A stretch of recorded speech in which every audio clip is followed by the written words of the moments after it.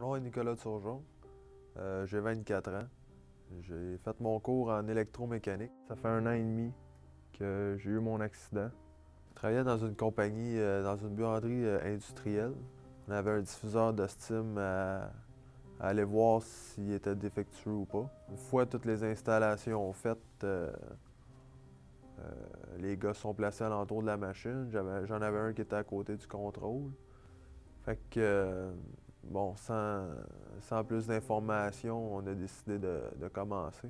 Ce qui s'est passé, c'est que le travailleur est entré à l'intérieur d'une machine.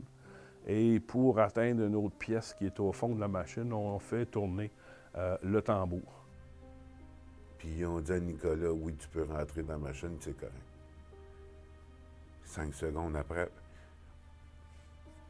Fait que, une fois rendu dans la laveuse, j'ai commencé à entendre crier, ça a commencé à tourner. Honnêtement, je savais pas qu'est-ce qui se passait. Je me suis dit peut-être les gars ils ont trop tourné, puis la laveuse a commencé à faire un tour, t'sais.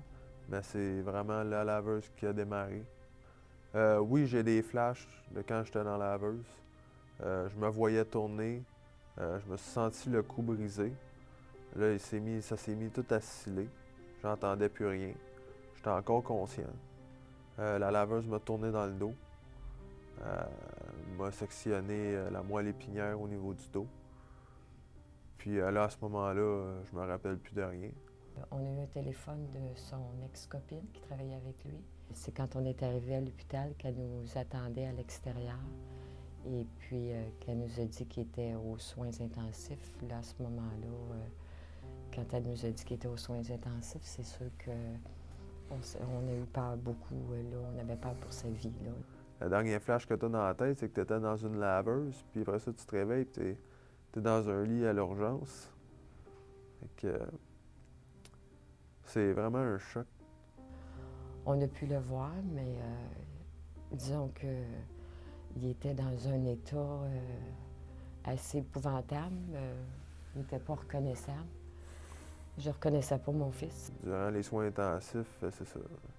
Je suis respirateur. Après ça, on est venu me voir et me dire que j'avais eu une lésion à la moelle épinière.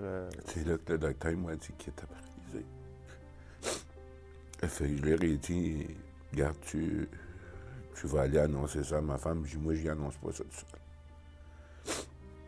Comme conséquence, c'est que je pourrais plus marcher. Mes bras étaient vraiment limités. Mes mains, je peux plus les utiliser. Les conséquences d'un accident tel que Nicolas a eu, ça touche toutes les sphères de la vie, telles que au niveau familial, résidentiel, sexuel, tout est atteint. Ben, un accident, ça change ta vie bout pour bout. C'est sûr que je voudrais tout recommencer. Avant l'accident, j'avais travaillé pas mal fort. Mais j'ai tout perdu. C'est ça pourquoi j'avais travaillé fort. Ma blonde, mon toit, mon char. Oui, ça a changé beaucoup de choses parce que tout ce que moi je fais de nos jours aujourd'hui, je me dis, ah Nico, ça il peut pas, ça il peut, ça il peut pas. C'est récent qu'il peut venir à la maison parce que nous, on a déménagé. On s'est rapproché de Nicolas. On a trouvé un endroit où Nicolas pourrait venir. Tout le long de l'enquête et après l'analyse, l'accident, on aurait pu l'éviter, oui. Si j'aurais pris le temps de suivre qu'est-ce qu'on m'avait donné dans mes cours, qu'est-ce qu'on m'avait dit, puis de juste fermer le courant, puis mettre ma pince de cadenassage, ça aurait tout changé. Je suis jeune. Des fois, habituellement, tu penses que tu es au-dessus de ça. Mais il n'y a pas personne qui est à l'abri de ça. Dans les compagnies, c'est pas le même rythme de vie pantoute qu'à l'école. C'est du vite, vite, vite, de vite à vite. Fait que bien souvent, qu'est-ce qui va arriver, c'est que tu vas négliger certaines choses.